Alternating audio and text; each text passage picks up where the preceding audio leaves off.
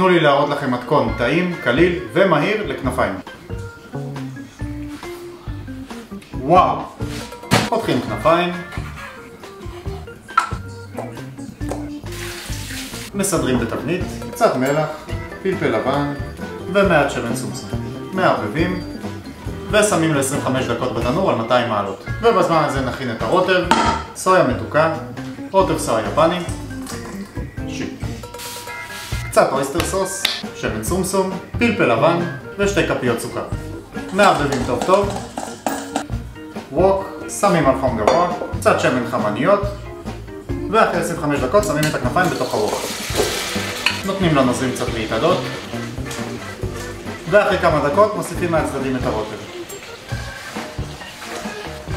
וכשהרוטב סמיך אפשר לכבות את האש, שמים בקערה, מקשטים בקצת סומסום וקצת פטרוזיליה קצוצה.